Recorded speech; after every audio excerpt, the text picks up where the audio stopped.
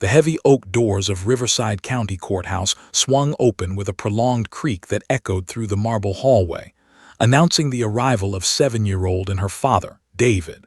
The sound seemed to reverberate through small body, making her flinch as if the building itself was warning her to turn back. Her tiny hand gripped her father's fingers so tightly that his knuckles turned white, the pressure cutting off circulation, but he didn't dare pull away. He could feel his daughter trembling, not just her hand, but her entire body shaking like a leaf caught in an autumn storm. The courtroom was packed beyond capacity. Reporters lined the back wall, their cameras and recording devices ready to capture every moment of what had become the most talked-about trial in the city's history. Local news anchors whispered into their microphones, doing live updates for the morning broadcasts. Lawyers in expensive suits shuffled papers at their tables, their faces stern and focused.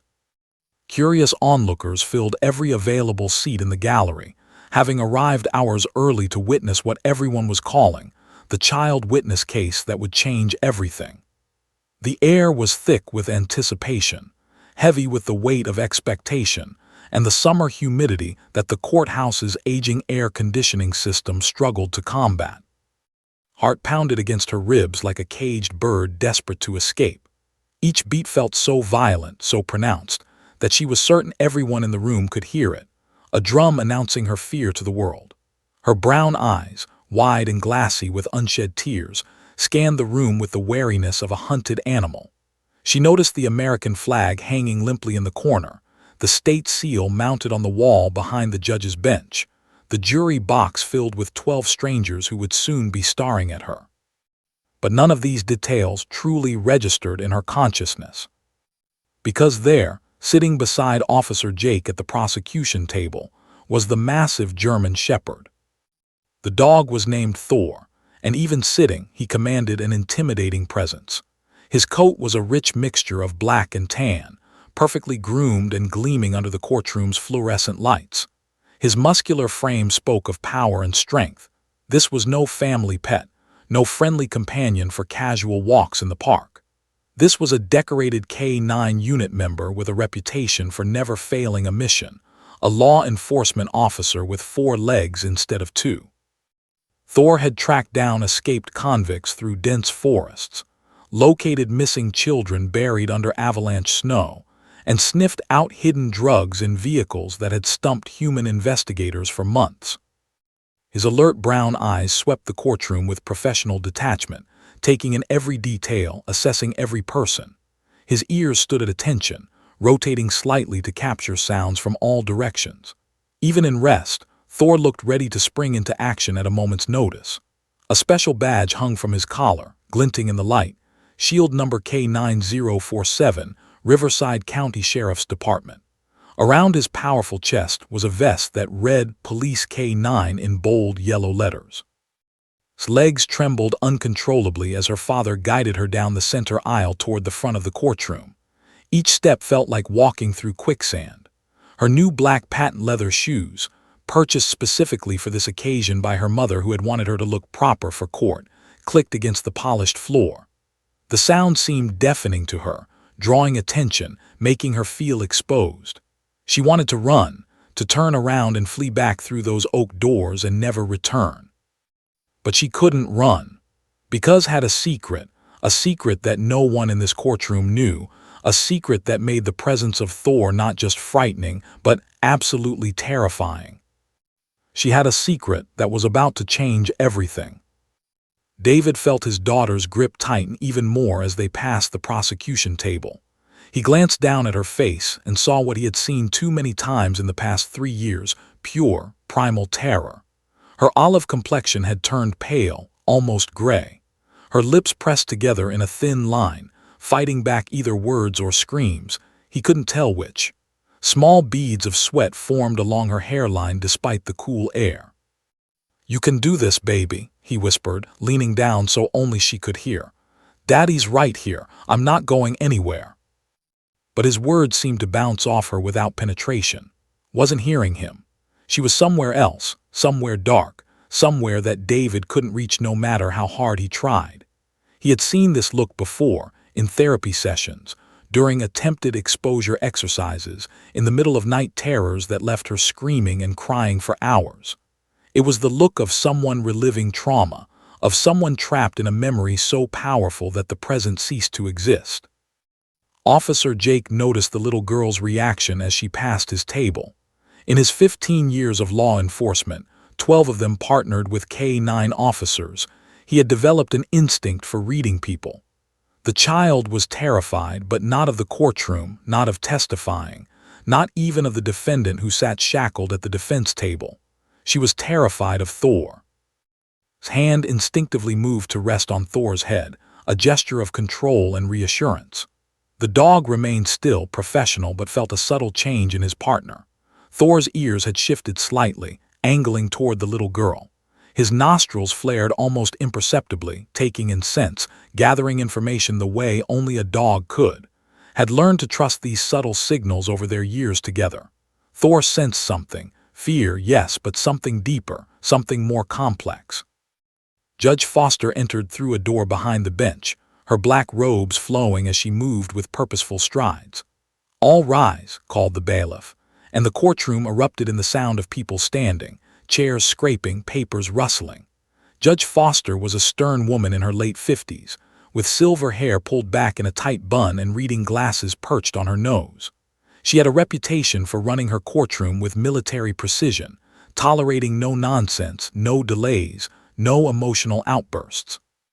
In 23 years on the bench, she had seen everything, or so she thought. As she settled into her high-backed leather chair and surveyed the packed courtroom, her eyes landed on the small girl sitting in the front row beside her father. Even from her elevated position, Judge Foster could see the child's distress. She made a mental note to proceed gently with this witness, regardless of her usual no-nonsense approach. "Be seated," the bailiff announced, and the courtroom settled into an expectant silence. Sank into her seat, her eyes never leaving Thor. The dog turned his head slightly, and for one heart-stopping moment, their eyes met across the space between them. His breath caught in her throat. Her vision began to tunnel, darkness creeping in from the edges. Her father's hand on her shoulder felt distant, as if he were touching her from another dimension. The trial was about to begin, and was about to face her greatest nightmare in front of hundreds of strangers. What none of them knew, not the judge, not the lawyers, not even her own father, was that this 7-year-old girl was about to do something that would make national headlines, change legal proceedings across the country, and prove that sometimes the smallest voices carry the most powerful truths. The clerk stood and called out in a clear voice, "Case number 2024 CR 8847, the People versus Santos, is now in session, the Honorable Judge Foster presiding." And with those words, everything began. 3 years ago, on what had started as a perfect sunny afternoon in late June, 5-year-old had been playing in her grandmother's backyard in the Beacon Hill neighborhood of Seattle.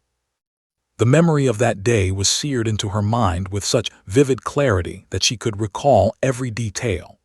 The smell of her grandmother's jasmine plants blooming along the fence, the feel of the warm grass beneath her bare feet, the taste of the strawberry popsicle that had left sticky red trails down her chin and onto her favorite yellow sundress with the white daisies.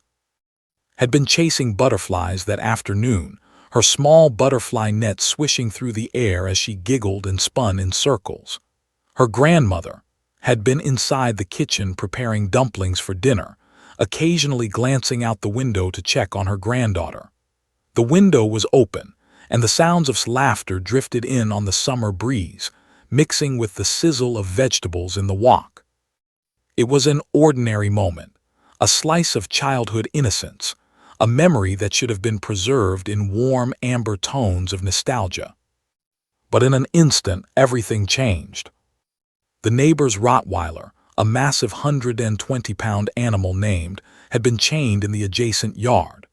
The family had assured everyone that the chain was secure, that was well-trained, that he had never shown aggression toward anyone.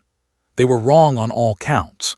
The chain, rusted from months of exposure to Seattle's constant rain, had finally weakened to the breaking point. When lunged at a squirrel that dared to venture too close, the chain snapped like a dried twig. Never heard him coming. One moment she was reaching for a monarch butterfly, her net extended high above her head, standing on her tiptoes with the pure concentration only a child can muster. The next moment she was on the ground, a crushing weight on her back, hot breath on her neck, and then pain. Unimaginable, searing, white-hot pain that exploded through her left arm as jaws locked onto her small limb just above the elbow. The scream that tore from his throat was unlike any sound she had ever made before. It was primal, desperate, the sound of pure terror and agony. Inside the house, her grandmother dropped the knife she was holding, the clatter of metal against tile barely registering as she ran toward the back door. But was 68 years old, and the door seemed impossibly far away as she heard her granddaughter's screams escalating, becoming more frantic, more desperate. Shook his massive head violently, the way his ancestors had done with prey for thousands of years. Small body lifted off the ground with each shake, in the air as the dog's powerful neck muscles flexed. Blood began to soak through her yellow sundress, turning the cheerful fabric into something nightmarish. The butterfly net lay forgotten in the grass, its white mesh splattered with crimson droplets. "No, no, get off her!" His voice was shrill with panic as she burst through the back door. Her eyes frantically searched for anything she could use as a weapon. She grabbed the kitchen broom that was leaning against the house and ran toward the dog, bringing the wooden handle down hard against his back. Once, twice, 3 times. The dog didn't even seem to notice. His eyes were glazed, lost in some instinctive drive that had taken over his brain. Screams had turned to weak whimpers. Her vision was beginning to blur, shock setting in as blood loss accelerated. She could taste copper in her mouth where she had bitten her own tongue. The pain was so intense that it had almost transcended pain itself, becoming something else, a complete overwhelming of every sense she possessed. "Let her go," screamed again, this time bringing the broom down directly on his head. The wooden handle cracked with the force of the blow, and finally, the dog released his grip, but only for a moment. As crumpled to the ground, lunged again, this time toward her face. Threw herself between them, taking a glancing bite to her own forearm as she pushed behind her body. She swung the broken broom handle wildly, screaming with every ounce of breath in her lungs. Neighbors began appearing at fences, shouting, calling 911. Mister from 2 houses down jumped the fence and grabbed a garden hose, turning it on full blast directly into his face. The surprise of the water finally broke through the dog's frenzy. Backed away, water streaming from his muzzle, his blood dripping from his jaws onto the grass. He stood there for a moment, looking confused, as if waking from a trance. Then he turned and ran back toward the hole he had created in the fence, disappearing into his own yard. The ambulance arrived 7 minutes later, but to and her grandmother it felt like hours. Lay in his arms, her grandmother pressing a kitchen towel, the one with the cheerful rooster pattern, against the devastating wound. The towel turned red within seconds, was crying, praying in Mandarin and English, her words tumbling over each other in a desperate plea to any deity who might be listening. "Stay with me, baby, stay with, don't close your eyes, look at me, look at."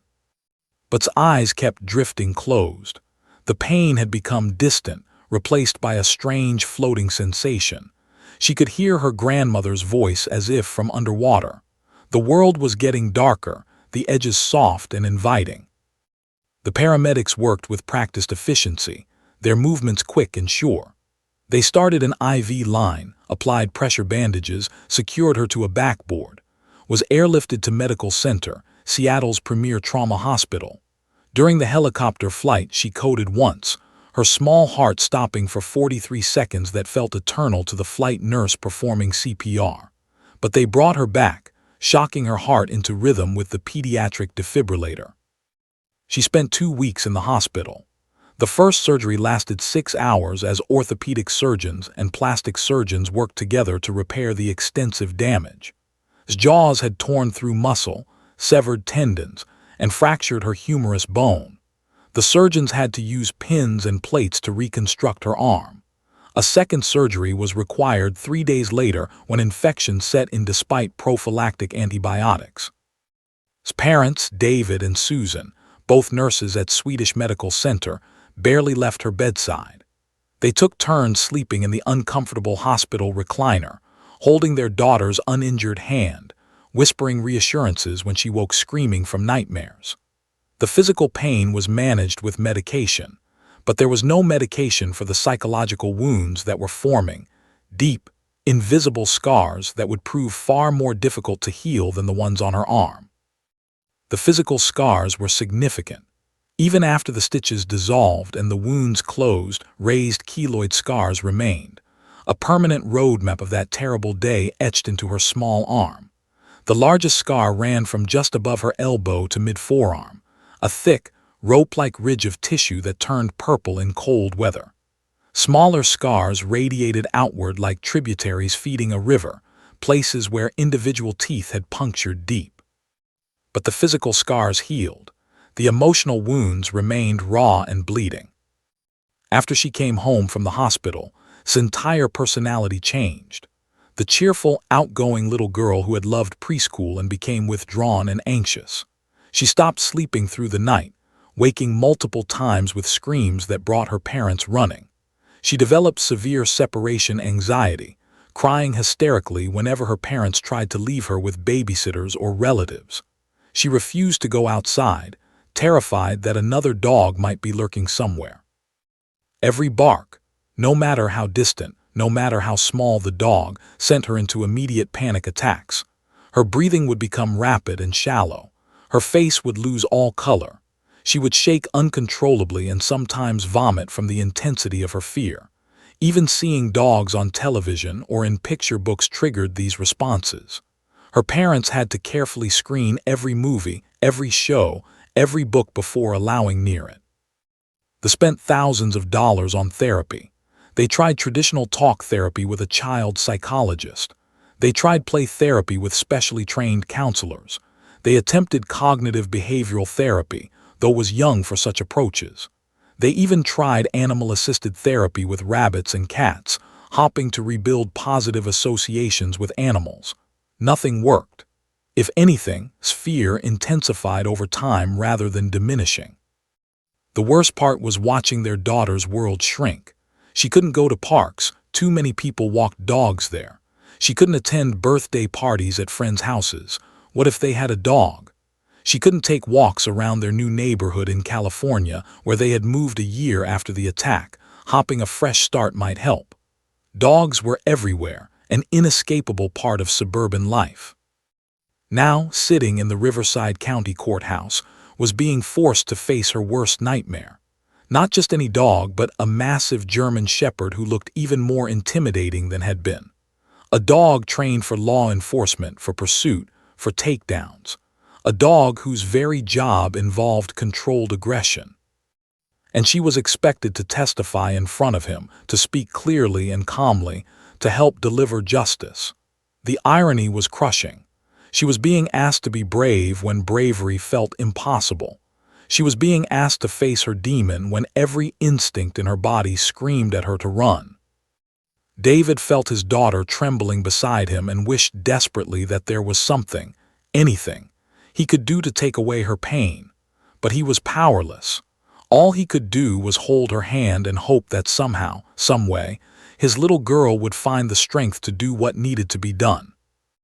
What neither of them knew was that in the next few moments, something extraordinary was about to happen. Something that would not only change life forever, but would touch the hearts of millions and remind the world that healing can come from the most unexpected places.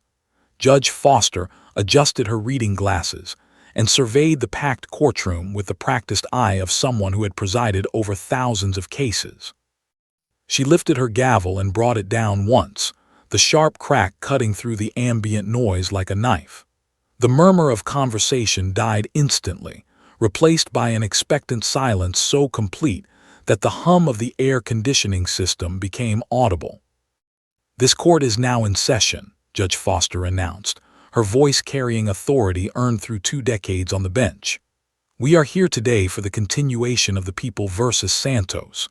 Before we begin, I want to remind everyone present that this is a court of law and I expect proper decorum at all times. There will be no outbursts, no unauthorized recordings, and no disruptions of any kind. Is that understood? A collective murmur of agreement rippled through the gallery. Judge Foster's eyes moved to the defense table, where Santos sat between his two attorneys. Santos was 28 years old, with dark hair slicked back and a face that might have been handsome if not for the hardness in his eyes and the gang tattoos creeping up his neck. He wore an ill-fitting suit, probably borrowed for the trial, and his hands were folded on the table in front of him, though the slight tremor in his fingers betrayed his nerves. The orange jail issue bracelet on his wrist was barely visible beneath his sleeve.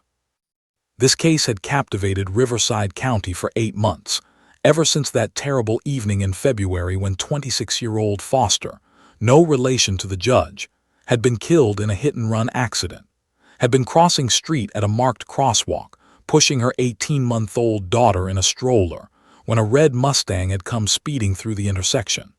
The impact had been devastating and fatal. Had died at the scene, her body thrown 30 feet from the point of impact. Miraculously, horrifically, the stroller had been thrown in a different direction. Little Emma Foster survived with only minor injuries, protected by the stroller's safety harness and a parked car that stopped her trajectory. But she would grow up without her mother, and that tragedy had galvanized the entire community's attention on this trial. The prosecution claimed that Santos, a known member of the Locos gang, had been behind the wheel of that red Mustang. Santos owned a vehicle matching the description, a 2019 Ford Mustang GT in ruby red. Security footage from a gas station 2 blocks away had captured a red Mustang speeding past around the time of the accident. Forensic analysis of Santos's vehicle had revealed trace evidence, microscopic paint transfers, and fiber evidence consistent with his clothing. But there was a problem. No one had clearly seen the driver's face. The intersection where died had a malfunctioning traffic camera. The nearby businesses either had no cameras or had angles that captured the wrong view. The driver had fled the scene immediately, and by the time police located Santos 3 days later, he had an alibi. He claimed he had lent his car to his cousin that day, a cousin who had conveniently disappeared after the accident. Without a positive identification of the driver, the prosecution's case was circumstantial. Strong, but not ironclad. The defense had hammered away at reasonable doubt, suggesting that Santos was being targeted because of his gang affiliation, that the police had focused on him and ignored other possibilities. The jury had been listening for 6 days now, and their expressions suggested they were genuinely torn. Then came the breakthrough that changed everything. 3 months after the accident, a school counselor named had been working with at elementary school, had been struggling with severe anxiety, and during one of their sessions, she had mentioned something that made his blood run cold. Had said she saw the bad car hit the lady and that she couldn't stop thinking about it. When pressed gently for details, revealed that she had been on street that evening, walking her bike home from school, a route she took every day. Had immediately contacted his parents, who confirmed that would have been in that area around the time of the accident. David and Susan had been horrified to learn that their daughter had witnessed something so traumatic and had kept it locked inside for months. But when they tried to talk to about it, she shut down completely, refusing to discuss what she had seen. The trauma of the attack had already made her fragile, and witnessing a fatal accident had compounded her psychological distress. The police and Detective Sarah Martinez had conducted a careful, trauma-informed interview within the presence of her parents and a child psychologist. During that interview had finally, haltingly, revealed what she had seen. She had witnessed the entire accident. She had seen the red Mustang speeding. She had seen it swerve into the crosswalk. She had seen the impact. And she had seen something else, something that no one else had seen. She had seen the driver's face. After the impact, explained, she had been frozen in terror behind a blue mailbox on the corner. The driver had looked back, just for a few seconds before speeding away. And with the observational skills of a child who had learned to be hypervigilant about threats in her environment, had seen his face clearly. She could describe him. But there was one problem that had become apparent during the investigation, had developed such severe anxiety that she could barely function in stressful situations. The idea of testifying in court, in front of hundreds of strangers, seemed impossible. Yet here she was, because Assistant District Attorney had spent weeks building trust with, preparing her, assuring her that she would be safe, that her testimony could help put a bad person in jail and bring justice for little Emma Foster, the baby who would grow up without her mommy, just like sometimes had nightmares about growing up without hers after the dog attack. What no one had anticipated, what no one could have anticipated, was the presence of Thor, the K-9 officer who had been instrumental in tracking down Santos. Officer Jake and Thor had been called to the scene of the hit-and-run within minutes of the accident, while other officers had attended to the victims and secured the scene, and Thor had worked on tracking the suspect.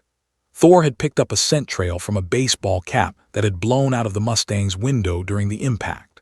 The dog had tracked that scent for 3 miles, through residential neighborhoods and industrial areas, eventually leading police to a warehouse where they found Santos hiding in a storage room.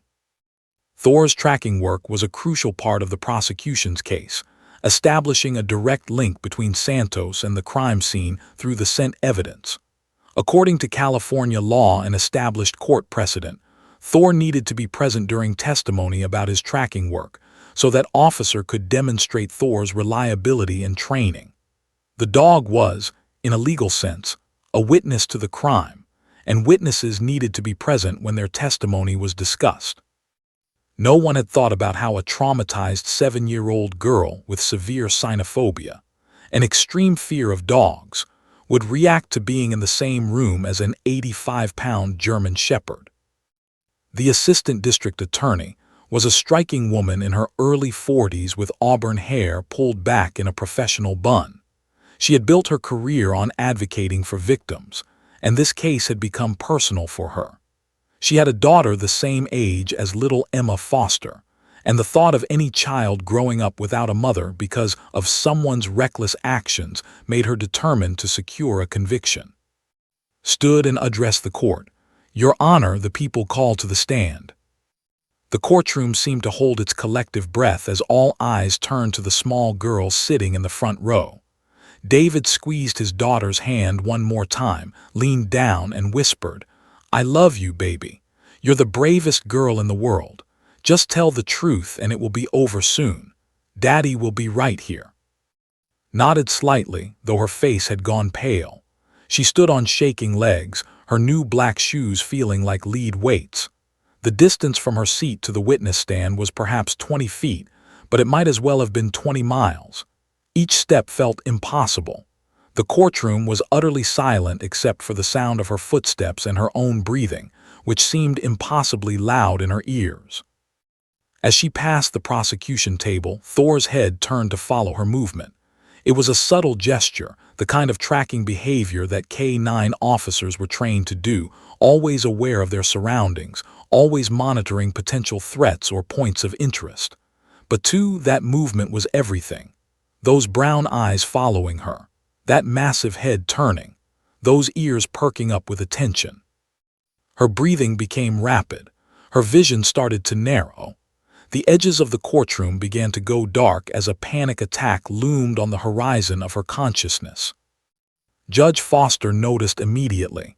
Years of experience had taught her to read witnesses, especially child witnesses. "Take your time, sweetheart," she said gently, her usually stern voice softening considerably. "There's no rush. Would you like some water?" Managed to shake her head, though she wasn't sure why. Her mouth was dry as sand, her tongue felt swollen, and yes, she desperately wanted water. But she also desperately wanted this to be over, and accepting water felt like a delay she couldn't tolerate. She reached the witness stand and climbed onto the chair. The bailiff, a kindly older man named Frank who had of his own, adjusted a booster cushion so that could be seen clearly by the jury. He leaned down and whispered, "You're doing great, young lady. Just like we practiced yesterday, remember?" Nodded again, but her eyes were still locked on Thor. The dog had settled back into his resting position, but she could see his chest rising and falling with each breath. She could see the way his ears continued to twitch, capturing sounds. She could see the muscles beneath his fur, coiled and ready. In her mind, she wasn't in a courtroom anymore. She was in her grandmother's backyard.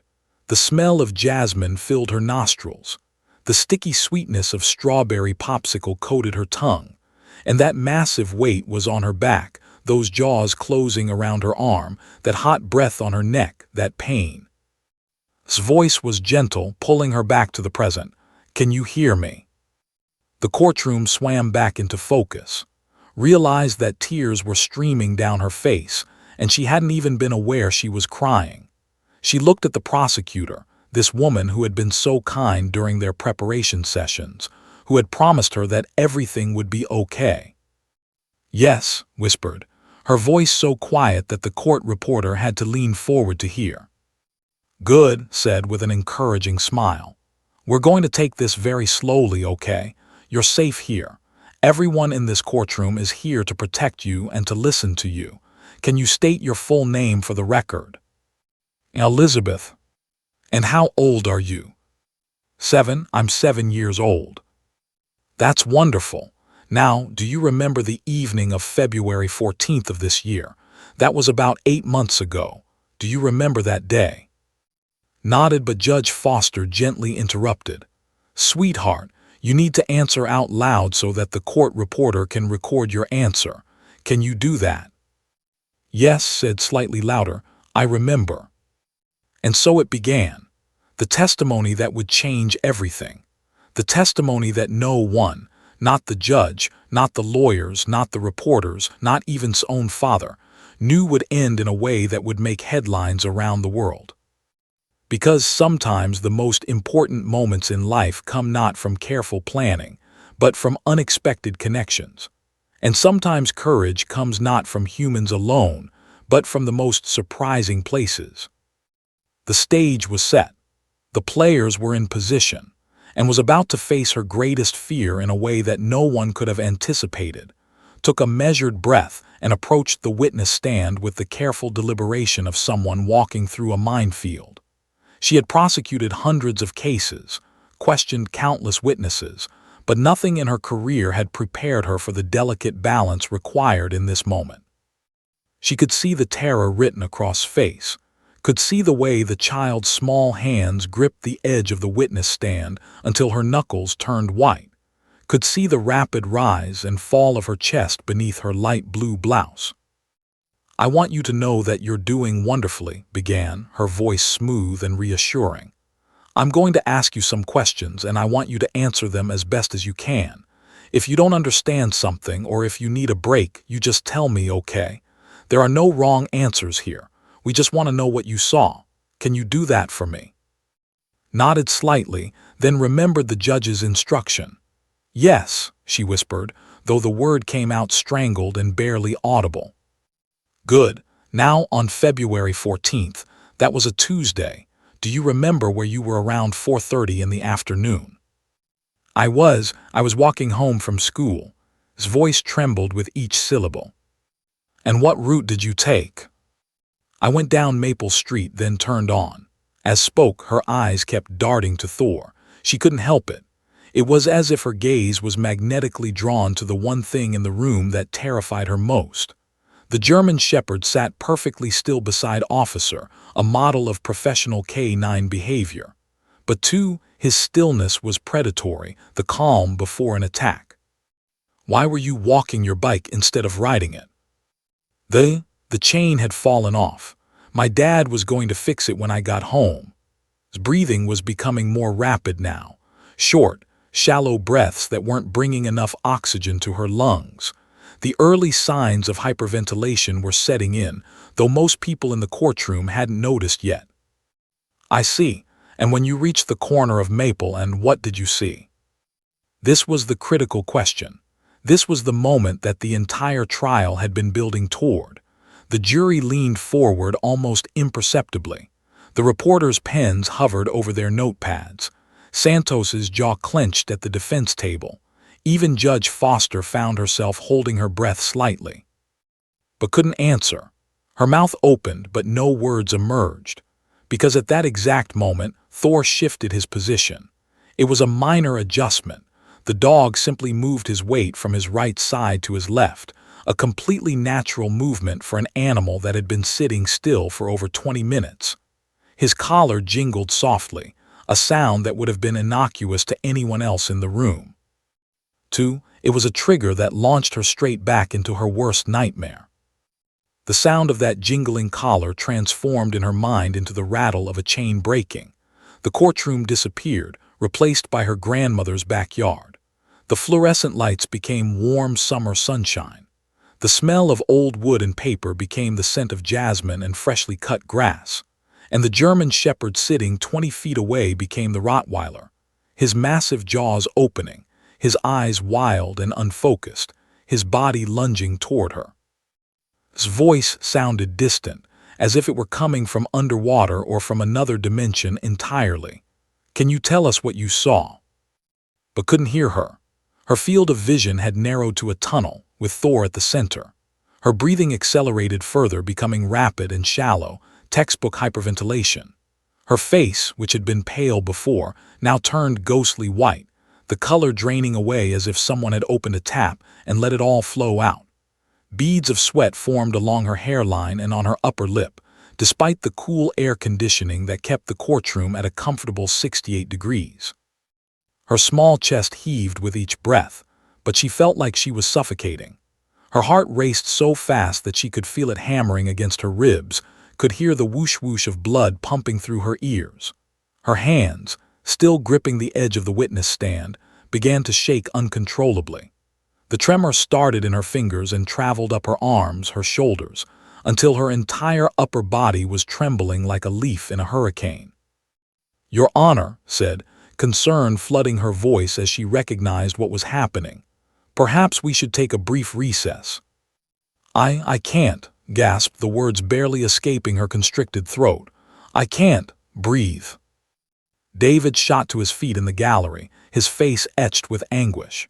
Every instinct screamed at him to run to his daughter, to scoop her up and carry her away from this place, to protect her the way he hadn't been able to protect her 3 years ago. But the bailiff's hand on his shoulder kept him in place. This was a court of law, with rules and procedures, and disrupting the proceedings would only make things worse. Judge Foster leaned forward, her stern demeanor cracking to reveal genuine concern. In 23 years on the bench, she had seen witnesses break down, had seen people faint, had even seen one man have a heart attack on the stand. But there was something particularly heartbreaking about watching a 7-year-old child in the throes of a panic attack. "Bailiff," she said sharply, "get this child some water now." Frank, the kindly bailiff, moved quickly toward a small table where a pitcher of water and several glasses sat. His hands trembled slightly as he poured, sloshing water over the rim. He had, and seeing in such distress affected him more than he wanted to admit. Officer Jake felt his K9 partner tense beneath his hand. Thor's ears had perked up fully, rotated forward in alert attention. The dog's nostrils flared, taking in scents that humans couldn't detect, the chemical signature of fear, the adrenaline and cortisol flooding system, the sweat forming on her skin. Dogs could smell emotion, and Thor was smelling pure terror. His training kicked in. He had been in dozens of courtroom proceedings with Thor, and the protocol was clear. If the dog became agitated or if his presence was causing problems, he was to be removed immediately. Began to rise from his seat, preparing to lead Thor out of the courtroom through the side door that led to the judge's chambers. But before he could stand fully, something unprecedented happened. Thor pulled away from his handler's touch, something the professionally trained K9 officer had never done in 5 years of service. The movement was gentle but firm, and was so surprised that he didn't immediately react. Thor rose to his feet, his 75 pounds of muscle moving with surprising grace and deliberation. The courtroom collectively gasped. Several people in the gallery instinctively pulled back, uncertain of what was happening. The defense attorney, Hamilton, jumped to his feet, his chair scraping loudly against the floor. "Your Honor," Hamilton shouted, his voice sharp with alarm. "The dog is moving toward the witness. This is highly irregular and potentially dangerous. I move for an immediate recess and removal of the animal." Security guards positioned around the courtroom tensed, their hands moving toward their weapons. Parents in the gallery pulled their children closer. The court reporter's fingers froze above her stenography machine. Even the jury, who had been listening with polite attention, suddenly sat ramrod straight, their eyes wide. Judge Foster raised her gavel, ready to bring order to the chaos, but something made her pause, because what Thor was doing didn't look aggressive. The dog wasn't running. He wasn't barking. His hackles weren't raised. His teeth weren't bared. Instead, he was walking slowly, almost carefully, toward the witness stand, his movements measured and deliberate. His brown eyes were fixed on with an intensity that was unmistakable, but it wasn't the intensity of aggression. It was something else entirely. Officer finally recovered from his shock. "Thor, heel," he commanded, his voice carrying the authority of years of K-9 training. It was a command Thor had obeyed thousands of times without hesitation, a command that was supposed to be absolute. Thor ignored him completely. The dog continued his slow approach toward the witness stand.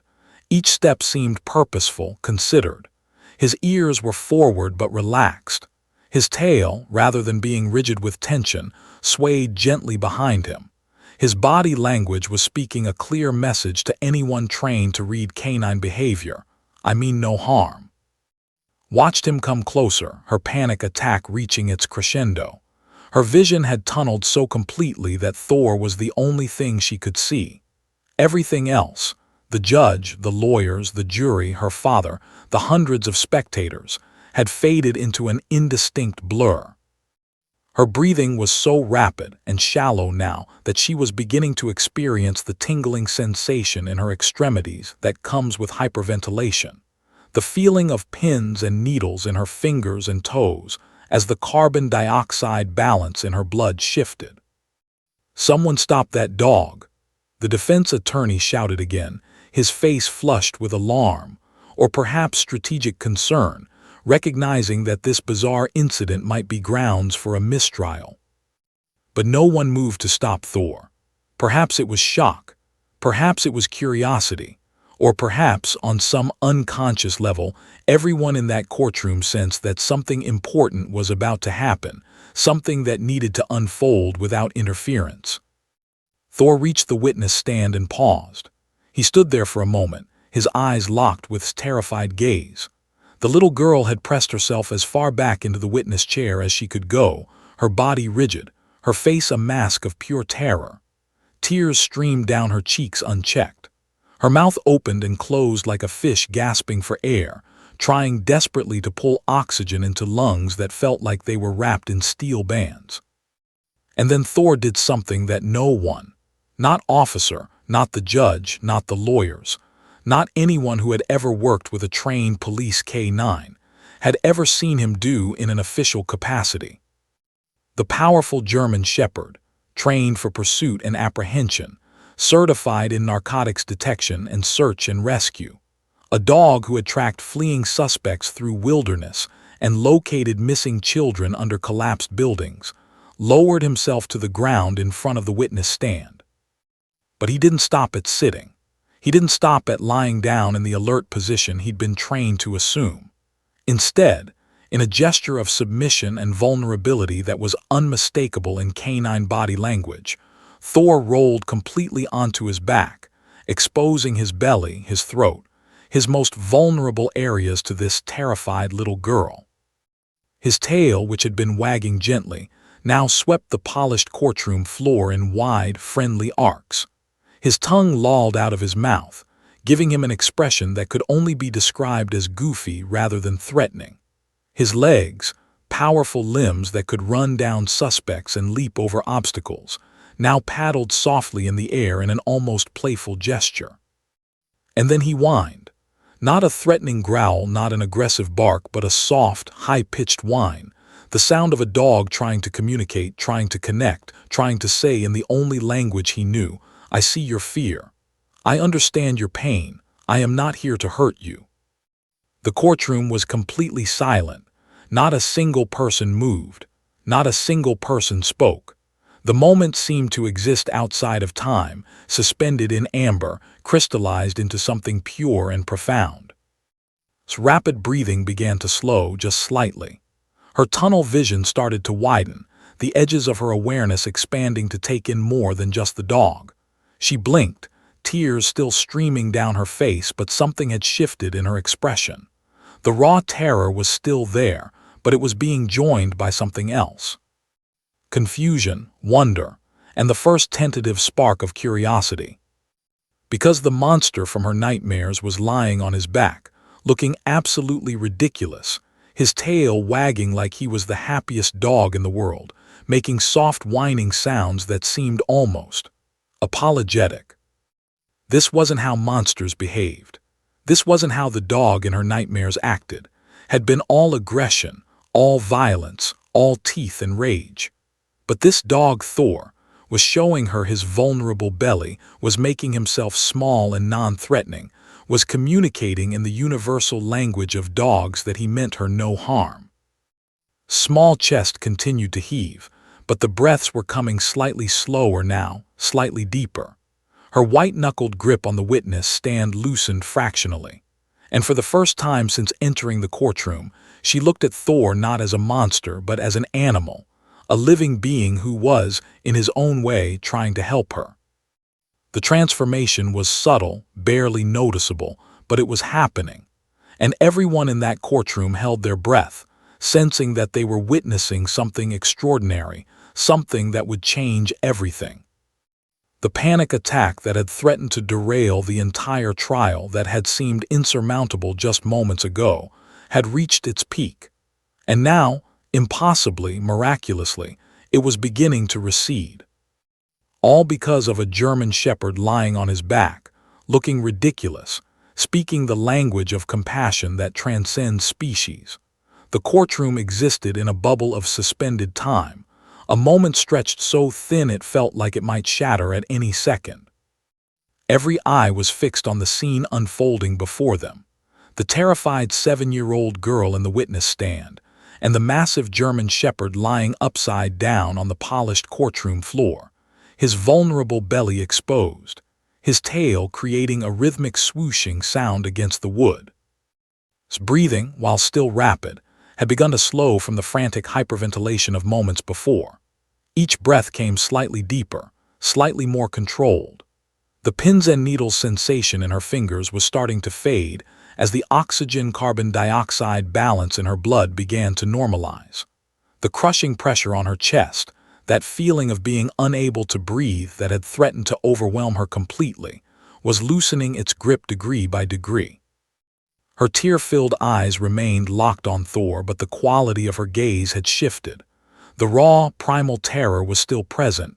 3 years of trauma don't disappear in an instant, but it was being joined by something else.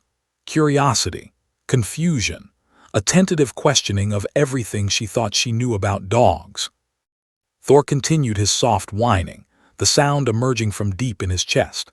It wasn't the whine of distress or pain, but rather the vocalization dogs use when trying to communicate with humans, when seeking connection or offering comfort. His brown eyes, which had seemed so predatory and dangerous to just minutes before, now looked almost gentle. They were focused on her with complete attention, but there was no aggression in them, no threat, only what could best be described as concern. Officer Jake remained frozen at the prosecution table, his hand still extended from where Thor had pulled away from him. In 5 years of partnership with this dog, through dangerous arrests and life-threatening situations, through hundreds of training exercises and dozens of court appearances, Thor had never, not once, broken from his professional demeanor. Police K-9s were trained to be disciplined, to follow commands without question, to maintain their focus regardless of external circumstances. Yet here was Thor, completely ignoring his handler, acting on some instinct that went beyond training, beyond commands, beyond the rigid structure of police work. His mind raced through protocols and procedures. He should call Thor back. He should physically retrieve his partner. This was unprecedented, potentially dangerous, certainly irregular. But something stopped him. Some intuition told him that intervening now would be exactly the wrong thing to do. Judge Foster's hand still hovered over her gavel, but she hadn't brought it down. Her legal mind was screaming at her that this situation was completely outside normal courtroom procedure, that she needed to restore order, that a loose police dog approaching a witness was grounds for immediate action. But her human heart, the part of her that had raised 3 children of her own, that had she doted on, recognized something profound happening. Her 23 years of experience had taught her that sometimes the most important moments in a courtroom were the ones that couldn't be found in any law book. David stood gripping the railing that separated the gallery from the court floor, his knuckles white with tension. Tears streamed down his face as he watched his daughter, his precious, who had suffered so much, who had been so broken by trauma, slowly, incrementally, beginning to come back from the edge of her panic attack. Every fiber of his being wanted to rush to her, to scoop her up and carry her away from this place. But he forced himself to remain still, to trust that whatever was happening needed to happen. The assistant district attorney had moved closer to the witness stand, ready to intervene if necessary, but she too found herself rooted to the spot. She had spent weeks preparing for this testimony, had role-played every possible scenario, had tried to anticipate every challenge. But this extraordinary moment of connection between a traumatized child and a police dog had never entered her calculations. She watched with professional concern and personal fascination, her prosecutor's mind already wondering if this incident would provide grounds for appeal, while her heart hoped desperately that it might somehow help this suffering child. The jury sat transfixed. Juror number 7, a middle-aged woman named who owned 2 rescued dogs herself, had tears streaming down her face. Juror number 3, Robert, no relation to, found himself leaning forward, his hands clasped together as if in prayer.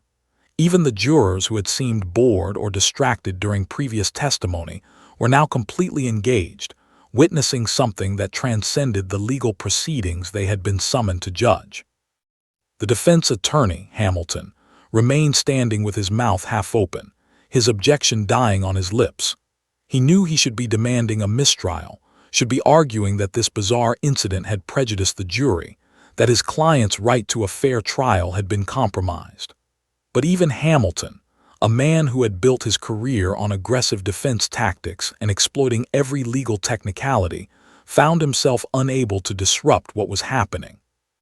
There was something sacred about this moment, something that existed beyond legal strategies and courtroom games. In the gallery, reporters' fingers hovered over their phones and tablets, desperate to capture this moment but somehow reluctant to break the spell by actually doing so. This was the story of a lifetime unfolding before their eyes, but it felt wrong, almost sacrilegious, to reduce it to a tweet or a breaking news alert. Small chest continued its rise and fall, each breath coming easier than the last. The crushing panic was receding like a tide going out, leaving her shaken but no longer drowning. Her hands, which had been gripping the edge of the witness stand with desperate strength, slowly loosened their hold. The trembling in her arms gradually subsided. The cold sweat on her forehead began to dry. And then, with movements so slow and tentative they seemed to take forever, leaned forward in the witness chair. The courtroom collectively held its breath. No one dared move. No one dared make a sound. The air itself seemed to thicken with anticipation. Small hand, the same hand that had been nearly destroyed 3 years ago by his jaws, the hand that bore the thick rope-like scars of that attack, extended over the edge of the witness stand. Her fingers trembled, not from panic now, but from the enormous courage it was taking to make this gesture. Every instinct screamed at her to pull back, to protect herself, to stay safe. but something stronger was pulling her forward. Thor saw the movement. His tail wagging increased in tempo, sweeping the floor with enthusiastic arcs. His whining grew slightly louder, more excited, as if encouraging her. His eyes remained soft, patient, waiting. His hand moved through the space between them, crossing the distance that represented not just physical feet but psychological miles. Her fingers stretched out, reaching toward the dog who had somehow sensed her pain and responded with the only language he knew, the language of vulnerability, of trust, of connection. Time seemed to stop completely as her fingertips made contact with Thor's soft fur. The texture registered in her consciousness, warm, surprisingly soft despite his tough exterior, living and real. Thor remained perfectly still, allowing her to touch him, not moving except for his continuously wagging tail and the gentle rise and fall of his breathing. His palm settled onto Thor's chest, feeling his heartbeat through his fur, steady, strong, alive. It was so different from her memories of, so different from the nightmare that had haunted her for 3 years. This heart was beating with gentleness, with patience, with something that felt almost like love. And then in that silent courtroom, with hundreds of witnesses holding their collective breath, 7-year-old spoke. Her voice was soft, barely above a whisper, but in the complete silence of the courtroom, it carried with perfect clarity. The words emerged from somewhere deep inside her, from a place that had been locked away since the attack, from the part of her that remembered loving animals before fear had taken that away. Good boy. 2 words. Just 2 simple words. Words that children had been saying to dogs for thousands of years. Words that carried no legal weight, no evidential value, no relevance to the case being tried. And yet, in that moment, they were the most powerful words anyone in that courtroom had ever heard. The effect was instantaneous and overwhelming. Thor's entire body seemed to light up with joy. His tail wagging became so vigorous that his entire rear end wiggled with the force of it. He let out a soft, happy bark, not threatening, but celebratory, and his tongue lolled out even further, making him look absolutely ridiculous and completely lovable all at once. His eyes, if such a thing were possible, seemed to shine with something approaching happiness. In the gallery, the dam broke. Juror number 7 began crying openly, not bothering to wipe away her tears. David collapsed back into his seat, his body shaking with sobs of relief and joy and overwhelming emotion. Pressed her hand to her mouth, her own eyes brimming with tears. Even the bailiff, tough old Frank who had seen everything in his 30 years of courthouse service, found himself wiping his eyes with the back of his hand. Judge Foster, who prided herself on maintaining judicial composure in all circumstances, felt tears tracking down her own cheeks. She didn't bother to wipe them away. Some moments transcended professional decorum, and this was one of them. Reporter Sarah, covering the trial for the Riverside Press Enterprise, had been a journalist for 15 years.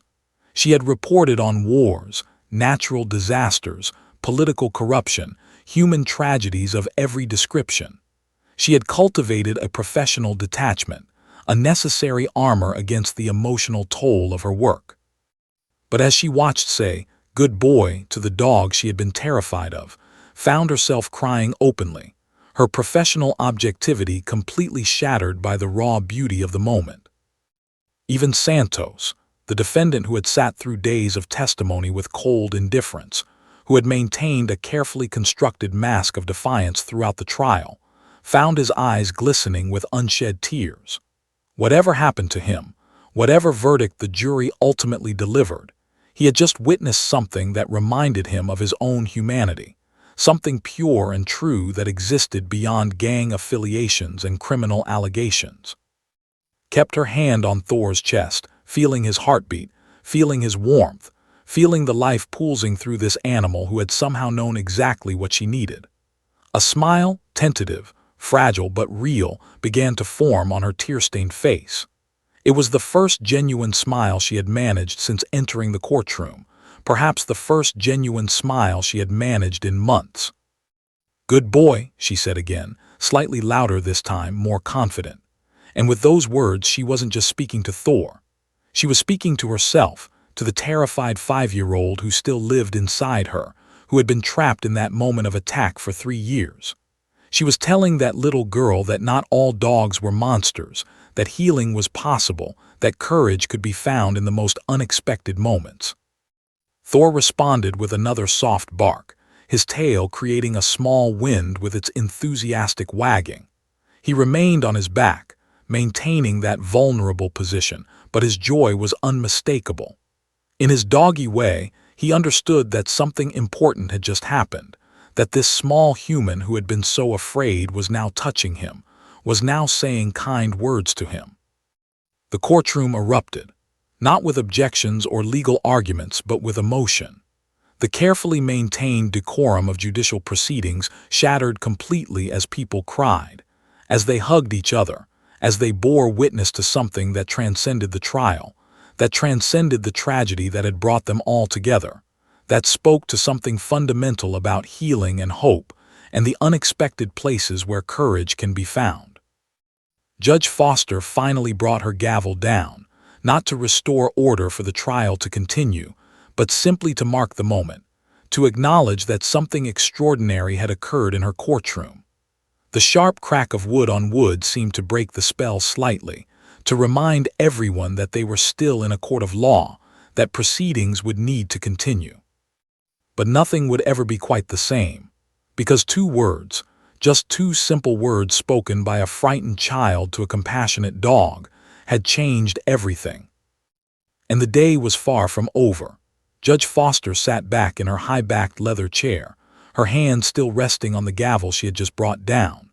Her mind raced through decades of legal precedent, courtroom procedures, and judicial ethics.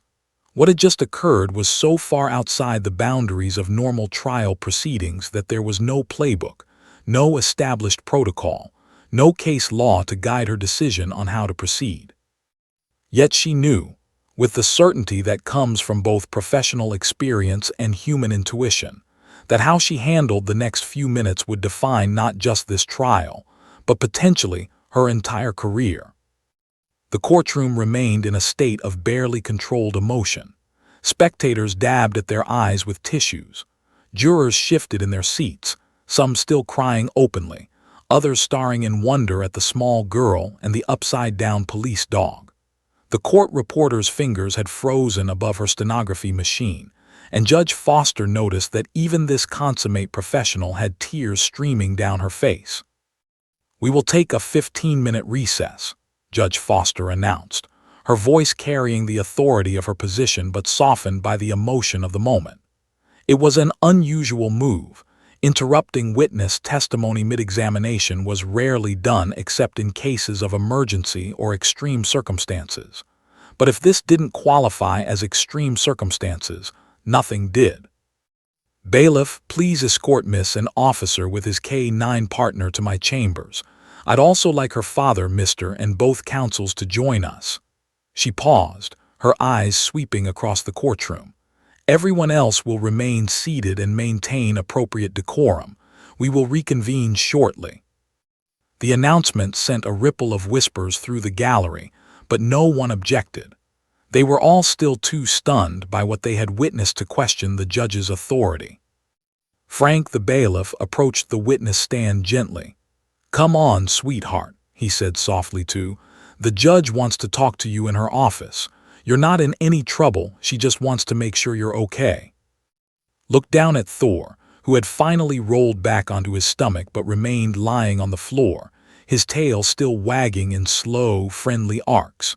The fear that had consumed her earlier had transformed into something else, not quite trust, but perhaps the beginning of trust. The possibility of trust. Can he come too?" asked her voice small but clear. "That's exactly what the judge wants, honey," Frank assured her. Officer had finally moved from his position at the prosecution table. He approached Thor with a mixture of professional concern and personal bewilderment. "Thor, come," he commanded, his voice firm but not angry. This time, Thor obeyed immediately, rising to his feet and moving to side. but the dog's eyes remained fixed on, tracking her movement as she climbed down from the witness stand with Frank's assistance. David had already vaulted over the gallery railing, protocol be damned, and reached his daughter in 3 long strides. He dropped to his knees and pulled into a fierce embrace, his body shaking with the force of his emotions. "Baby, I'm so proud of you," he whispered into her hair. So proud. You're the bravest person I know." Buried her face in her father's shoulder, but one eye remained visible, still watching Thor. The dog sat patiently beside, his professional training reasserting itself, but his gaze never left the little girl.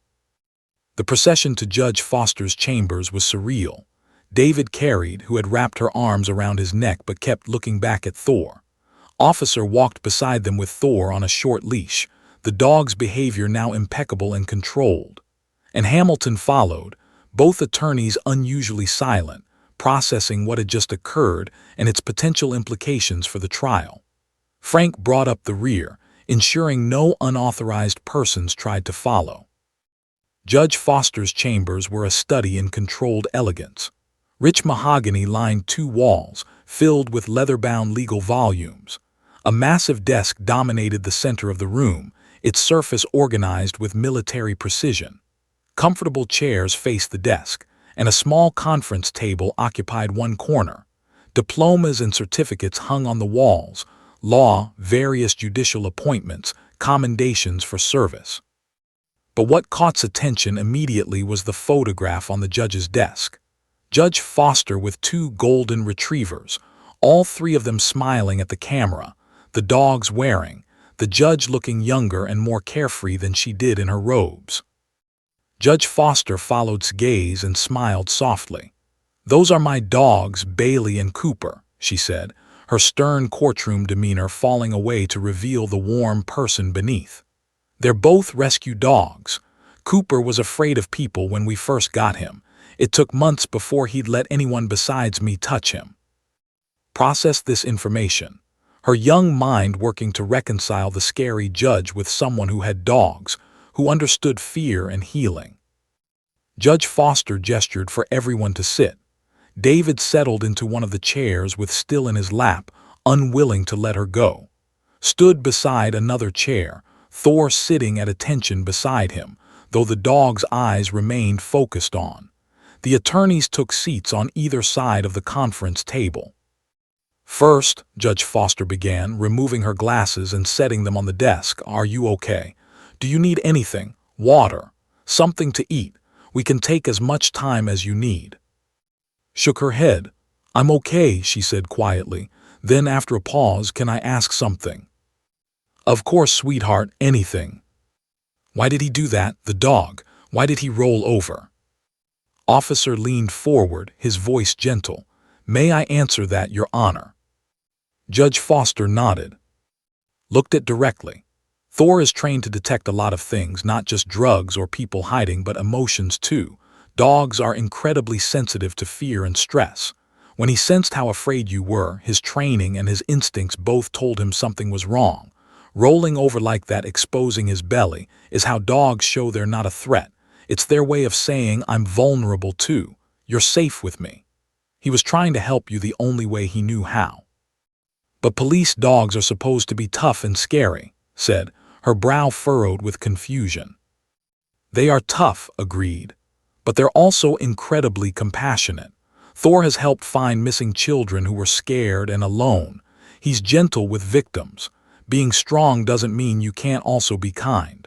Thor showed you both sides of himself today, his strength and his gentleness." David tightened his arms around his daughter, overwhelmed by the conversation, by the depth of what was happening. Judge Foster cleared her throat. "This puts us in an unprecedented situation. You were called to testify because you witnessed something important. The attorneys need to ask you questions. But clearly, having Thor present was causing you significant distress until something remarkable happened." She paused, choosing her words carefully. "I'm prepared to make an accommodation that I've never made before in my courtroom. Would you be more comfortable continuing your testimony with Thor nearby? Not as a threat, but as support." The question hung in the air. Eyes widened. This was highly irregular, but potentially brilliant. Hamilton looked ready to object but stopped himself, recognizing that objecting to a compassionate accommodation for a traumatized child witness would make him look heartless to the jury. Looked at Thor, really looked at him for a long moment. The dog's tail began to wag slowly, as if he understood he was being discussed. Then she looked at her father, seeking guidance. "It's your choice, baby," David whispered. "Whatever makes you feel safest." Turned back to Judge Foster and to everyone's surprise nodded. "Yes, I think I can do it if he's there. He helped me. He was nice." Judge Foster felt a lump forming in her throat but maintained her composure. "Officer, is Thor trained for this type of situation? Can he remain calm and professional if positioned near the witness stand?" "Your Honor, I've worked with Thor for 5 years, and I've never seen him break protocol until today. But I've also never seen him show such clear protective instinct toward a civilian. I believe he would remain perfectly calm. In fact," paused, considering, "Thor has some therapy dog training as part of his victim assistance certification. We've just never used it in a courtroom setting before." "Therapy dog training?" asked, leaning forward with interest. Nodded. "Part of the K-9 program includes training for interactions with trauma victims, children who've been found after going missing, victims of crimes who need to give statements. Thor knows how to be gentle. Today just showed us that he also knows when to be gentle, even without a command." Judge Foster made her decision. She had been a judge long enough to know when to follow the letter of the law and when to follow the spirit of justice. This was clearly the latter. "Here's what we're going to do," she announced, her tone brooking no argument. "We will return to the courtroom, and I will explain to the jury that an accommodation is being made for the witnesses. Officer, Thor will be positioned near the witness stand, close enough for to see him and feel his presence, but not so close as to be intrusive. Thor will remain in a down position throughout the testimony. If at any point you feel overwhelmed or need a break, you simply tell me, and we stop immediately." No questions asked. She turned to the attorneys. "I am aware this is irregular. Mr. Hamilton, if you wish to object for the record, I'll hear it now." Hamilton, the defense attorney, found himself in an impossible position. Every tactical instinct told him to object, to preserve grounds for appeal. But every human instinct told him that objecting would be not just heartless, but strategically disastrous. No jury would sympathize with a lawyer who prevented a traumatized child from having a support animal present. "No objection, Your Honor," he said quietly. "The defense supports any accommodation that helps the witness testify comfortably." Nodded her agreement. "The people support this accommodation as well, Your Honor." Judge Foster stood, signaling the meeting was over. "Good. Then let's return to the courtroom and continue. You've already shown tremendous courage today. What you're about to do, finishing your testimony, will help bring justice for someone who can no longer speak for themselves. Can you do that?" Looked at Thor one more time. The dog's tail wagged and his mouth opened in what looked remarkably like a smile. She took a deep breath, a real, full breath, the first one she'd managed since entering the courthouse. "Yes," she said, her voice stronger than before, "I can do it." And with those words, they prepared to return to the courtroom for testimony that would not only decide the fate of Santos, but would change the way courts across the country thought about accommodating vulnerable witnesses. Judge Foster paused at the door, turning back to look at the unlikely group assembled in her chambers. A traumatized child finding courage, a father overwhelmed with pride, a police dog who had shown the true meaning of service, attorneys on opposite sides united in supporting a child's. "What happened here today," she said softly, "is bigger than this trial, remember that." She opened the door and they filed out to face whatever came next together. The courtroom doors opened, and a hush fell over the gallery as Judge Foster led the procession back into the chamber. The spectators who had been buzzing with speculation fell silent, their eyes tracking the small group making their way to the front. Walked between her father and officer, her hand clasped tightly in David's, but her eyes fixed on Thor, who walked with professional precision at side. Judge Foster took her seat and surveyed the courtroom with the authoritative gaze that had commanded respect for over 2 decades. She picked up her gavel and brought it down once, the sound echoing through the silent chamber. "This court will come to order," she announced. Her eyes moved to the jury box, where 12 citizens sat with expressions ranging from curiosity to residual emotion from what they had witnessed earlier. "Ladies and of the jury, what occurred before the recess was highly unusual, and I want to address it directly." She paused, gathering her thoughts, knowing that her next words would likely be quoted in legal journals and courtrooms across the country for years to come. "We have before us a 7-year-old witness who has shown extraordinary courage in coming forward to testify about events she witnessed. This child has also experienced significant trauma in her past that has resulted in an understandable fear of dogs. The presence of Officer's K-9 partner was causing the witness considerable distress. However, something remarkable happened. The K-9 officer, Thor, responded to the witness's distress in a way that demonstrated both his training and his instinct to help someone in need. Judge Foster's gaze swept across the courtroom. "I'm making an accommodation that, to my knowledge, has never been made in a California courtroom before. Thor will remain near the witness stand during testimony as a support presence for this child. This is not preferential treatment. This is ensuring that a vulnerable witness can provide testimony without being. Both counsel have agreed to this accommodation. If anyone has concerns, they can be addressed in post-trial motions." She turned to who was standing beside the witness stand with her father. "Are you ready to continue?" Looked at Thor, who was being positioned by officer about 6 feet from the witness stand. The dog lay down in a sphinx position, his front paws crossed, his eyes alert but calm. When Thor's gaze met hers, his tail swept the floor once in acknowledgement, and felt something she hadn't felt in 3 years when faced with a dog, safe. "Yes, Your Honor," said, her voice small but steady. David lifted his daughter back onto the witness stand, kissed her forehead, and whispered, "I'll be right there, baby. Right there the whole time." He pointed to his seat in the front row, directly in her line of sight, nodded and settled into the chair, her feet dangling several inches above the floor even with the booster cushion. Approached the witness stand with renewed purpose but gentler demeanor than before. She could see the change in the little girl was still frightened, still traumatized, but there was a resilience there now that hadn't been visible before. The presence of Thor, lying calmly nearby, had given her something to anchor to.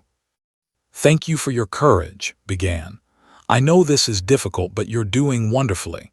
Let's go back to February 14th. You were walking your bike home from school on street. Can you tell us what happened when you reached the corner of Maple and—" Took a breath, glanced at Thor, who remained perfectly still except for his gently wagging tail, and began to speak. "I was walking on the sidewalk. My bike chain was broken, so I was pushing it. I was going to cross the street, but I stopped because I saw a lady with a baby stroller already crossing." Her voice gained strength as she spoke. "The lady was in the middle of the crosswalk. The walk sign was on. I remember because it was showing the white walking person, not the red hand." "What happened next?" prompted gently. "I heard an engine, really loud, like someone was going really fast." Hands gripped the edge of the witness stand, but not with the desperate terror from before. This was concentration, the effort of remembering. "I looked toward the sound and I saw a red car coming. It was going so fast, too fast." "What kind of red car?" "A Mustang. My dad likes cars, so I know what they look like. It was a red Mustang with black stripes." In the gallery, several people leaned forward. This was the critical testimony, placing the specific vehicle at the scene. "Where were you at this moment?" asked. "I was standing next to a blue mailbox on the corner. I had stopped to tie my shoe, so I wasn't moving yet. His voice trembled slightly, but she continued. The car was supposed to stop. There was a red light, but it didn't stop. It went right through. What happened then? His voice was soft, guiding the child through the traumatic memory. His eyes filled with tears, but she blinked them back. She looked at Thor, who remained calm and present, and drew strength from his steady breathing. The car hit the lady. She went flying through the air. The stroller went a different way. There was a really loud noise, like a crash and screeching. I dropped my bike and I was so scared I hid behind the mailbox. I crouched down really small. The courtroom was absolutely silent. Even the court reporter's fingers moved soundlessly across the keys. Then what happened? The car stopped, just for a second. It was maybe as far away as from here to that wall, pointed to the back of the courtroom, about 40 feet. The driver looked back. I could see his face. This was the moment everyone had been waiting for. Felt her heart pounding, but kept her voice calm and steady. You saw the driver's face clearly. Yes, he turned around in his seat and looked back at what happened. I could see him through the back window of the car. How long did you see his face? Maybe 5 seconds, long enough to really see him. Then he turned back around and drove away really fast. Moved slightly to the side, gesturing toward the defense table where Santos sat, his expression carefully neutral. Do you see the person whose face you saw in this courtroom today? This was the critical identification moment. Eyes moved to Santos, studied his face carefully, then moved on, scanning the rest of the courtroom. The silence stretched, becoming uncomfortable. Santos's attorney, Hamilton, leaned forward slightly, hope flickering across his features. Then spoke, and her words detonated like a bomb in the silent courtroom. No, he's not here. Gasps erupted throughout the gallery. The jury members' expressions shifted from surprise to confusion. Felt her stomach drop, but years of trial experience kept her face neutral. You're certain? Take your time and look carefully. His gaze returned to Santos, studying him intently. Santos stared back, his expression shifting from neutral to confused to something that might have been hope. I'm sure, said firmly. That man has no scar. The driver had a big scar on his face right here. She traced a line on her own left cheek, running from her temple down to her jaw. It was really noticeable. A long, thick scar. That man doesn't have one. The courtroom erupted into chaos. Reporters frantically typed on their devices. Spectators turned to each other in shock. The jury members exchanged bewildered looks. Hamilton shot to his feet, his expression a mixture of vindication and strategic calculation.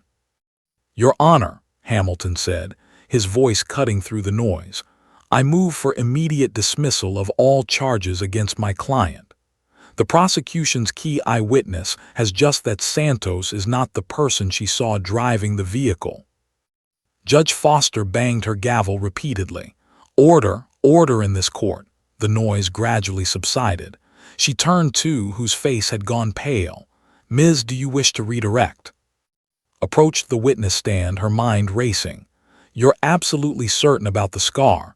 Could you be mistaken? No, said with the simple certainty of a child telling the truth. I remember it because I have scars too. She held up her left arm, showing the raised keloid scars from his attack. I remember scars. The driver had a big one on his face, I'm sure. Turned to Judge Foster. Your Honor, the people request a brief recess to confer. Granted, 15 minutes. Judge Foster's gavel came down again. As people began to move and talk, officer approached the witness stand. You did great, he said quietly. Thor, sensing the testimony was over, stood and moved closer to, his tail wagging. Reached down and with only the slightest hesitation stroked his head. Good boy, she whispered again, and Thor's tail wagged harder. David reached the witness stand and pulled his daughter into his arms. Baby, you told the truth. That's all that matters. You told the truth. But in a side conference room, was having an urgent discussion with Detective Sarah Martinez, who had been sitting in the courtroom throughout the trial. Santos has a cousin, Martinez said, pulling up information on her tablet. Ricardo Santos. They look similar. Same build, same age, same general features. Ricardo has been missing since the day after the accident. We focused on because the car was registered to him, and Ricardo's record was clean. Does Ricardo have a scar? Martinez scrolled through police database photos. Then her face went pale. Yes, left side of his face from a knife fight when he was 16. It's exactly where described. Felt the case shifting beneath her feet, but in a strange way she also felt relief. Justice wasn't about convicting Santos, it was about convicting the right person. Get a warrant for Ricardo Santos, put out an APB, and get his photo. 20 minutes later, back in the courtroom, approached the bench with Hamilton. Your Honor, based on the witness testimony, the people are requesting a continuance to investigate a new suspect, the defendant's cousin, Ricardo Santos, who matches the witness's description and has been missing since the day after the incident. Judge Foster looked at Santos, who was crying openly now, his tough guy facade completely shattered. She looked at, who was sitting with her father, one hand resting on Thor's head. She looked at the jury, who were watching history unfold before their eyes. Motion for continuance is granted, Judge Foster announced. Mr. Santos, you are free to go, with the court's apology for your months of incarceration. The charges against you are dismissed without prejudice pending further investigation. As the bailiff removed Santos's restraints, he turned to look at. Thank you, he mouthed, tears streaming down his face. Thank you. And in that moment, everyone in the courtroom understood that they had witnessed something far more important than just a trial. They had witnessed truth emerging from the most unlikely source. A traumatized 7-year-old girl who had found the courage to speak, aided by a compassionate dog who had somehow known exactly what she needed. The real perpetrator would be found. Justice would be served. But more importantly, a little girl had discovered that courage was possible, that healing could begin, and that sometimes the things we fear most can become our greatest sources of strength. The aftermath of testimony sent shockwaves through Riverside County and far beyond. Within hours, video footage from courtroom security cameras, showing the moment Thor rolled onto his back and spoke those two transformative words, had been leaked to the media. By evening, the clip had been viewed over 10 million times across social media platforms. By the end of the week, that number had grown to over 50 million, with people from every corner of the globe commenting on the powerful moment of connection between a traumatized child and a compassionate dog. The immediate legal consequences unfolded with remarkable speed. Detective Sarah Martinez, working with renewed focus and purpose, tracked Ricardo Santos to a small apartment in Tijuana, Mexico, where he had been hiding since the hit-and-run. Mexican authorities, cooperating with U.S. law enforcement, arrested him within 72 hours of testimony. When confronted with an eyewitness who could describe his distinctive facial scar in detail, Ricardo broke down and confessed. He had borrowed his cousin's Mustang, had been texting while driving, and had panicked after hitting Foster. He had fled to Mexico and stayed hidden, allowing his cousin to take the blame, consumed by cowardice and self-preservation. Santos, who had spent 8 months in jail for a crime he didn't commit, was fully exonerated. His first stop after being released was not to his home or to celebrate his freedom, but to the family residence in Riverside. David and Susan had been reluctant to allow the meeting. Their daughter had been through enough, but herself had asked to see him. She wanted to know if she had done the right thing. Had stood on their front porch, a free man for the first time in months, and when opened the door he dropped to his knees so he could look her in the eyes. You saved my life, he said simply, his voice thick with emotion. You told the truth when it would have been easier to stay quiet. You're a hero. He handed her a small gift, a stuffed German shepherd that looked remarkably like Thor, had hugged the toy and then, surprising everyone, had hugged as well. I'm glad you didn't do it, she whispered. I'm glad the right person is going to get in trouble now. But the story that had begun in a courtroom rippled outward in ways no one could have anticipated. Judge Foster, moved by what she had witnessed, wrote a landmark judicial opinion about courtroom accommodations for vulnerable witnesses. Her 47-page decision, titled In the Matter of Trauma-Informed Justice, outlined a new framework for how courts should approach witnesses, particularly children, who had experienced significant trauma. She argued that ensuring a witness could actually provide testimony was not about giving preferential treatment, but about ensuring access to justice itself. The opinion went viral in legal circles. Within 3 months, the California Judicial Council had adopted new guidelines based on Judge Foster's framework. Within a year, 17 other states had implemented similar policies. Law schools began teaching the case in their trial advocacy courses. Judge Foster was invited to speak at conferences across the country, and her chambers were flooded with letters from judges, attorneys, and trauma survivors, thanking her for recognizing that compassion and justice were not opposing values but complementary ones. The Riverside County Sheriff's Department, recognizing the profound impact of Thor's actions, launched an initiative called the Thor Program, a specialized training curriculum for K-9 officers to work with traumatized witnesses, particularly children. Officer Jake became the lead trainer, teaching other handlers how to recognize signs of trauma in witnesses and how to utilize their dog's natural empathetic abilities to provide comfort without compromising the dog's primary law enforcement functions. The program's success exceeded everyone's expectations. Within the first year, 12 K-9 teams had been certified in trauma-informed witness assistance. These dogs helped children testify in abuse cases, assault cases, and other traumatic situations where their presence made the difference between a witness who could speak and a witness who remained silent. The program reduced case dismissal due to witness inability to testify by 37% in its first 18 months, a statistic that translated into real justice for real victims. Thor himself became something of a celebrity, though was careful to ensure his partner's fame didn't interfere with his work. The German Shepherd received commendations from the Sheriff's Department, the County Board of Supervisors, and eventually from the Governor of California himself. But the recognition Thor seemed to value most came every Tuesday afternoon, when would visit the K-9 training facility with her grandmother. These visits had started just 2 weeks after the trial, tentatively at first. Susan and David had consulted with therapist, Dr. Winters, who had been treating since the attack. Dr. Winters believed that controlled, positive exposure to Thor could be transformative for recovery. She was right beyond her wildest expectations.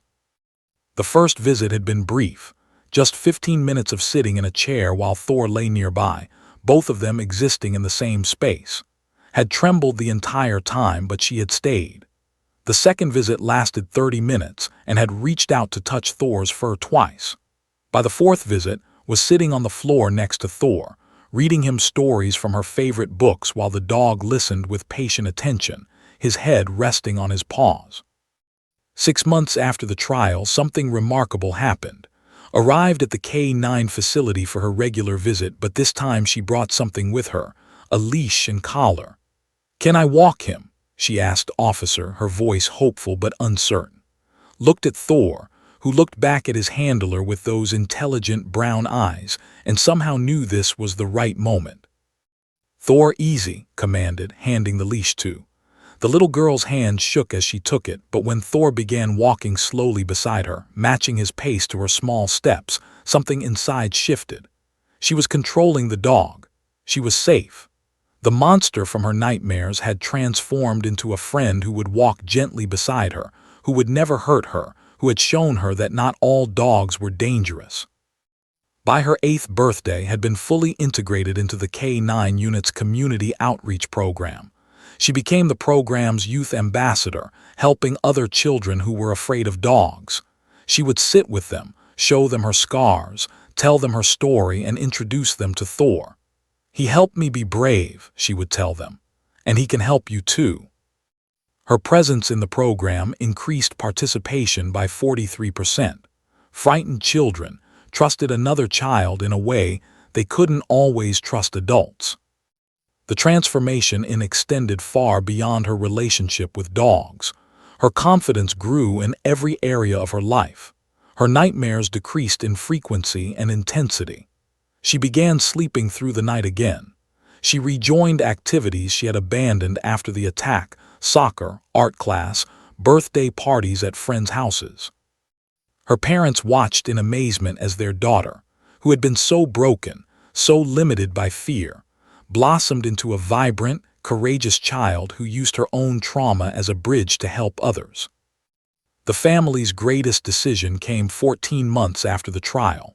They had been discussing it for weeks, weighing the pros and cons, consulting with Dr. Winters, talking late into the night about whether they were ready. Finally, they took to the Riverside County Animal Shelter on a Saturday morning in April. They walked through rows of kennels, looking at dogs of all sizes and breeds, paused at each one, studying them carefully. Then, in a kennel near the back, she found her. A 6-month-old German Shepherd mix puppy, all gangly legs and oversized ears, with a white patch on her chest in the shape of a heart. The puppy had been found abandoned on the highway, malnourished and frightened, and had spent 2 months in the shelter waiting for someone to choose her. When approached the kennel, the puppy's tail began to wag frantically. She pressed her nose against the chain link, whining softly, and felt something click into place in her heart. "This one," she said with absolute certainty. "Her name is Hope."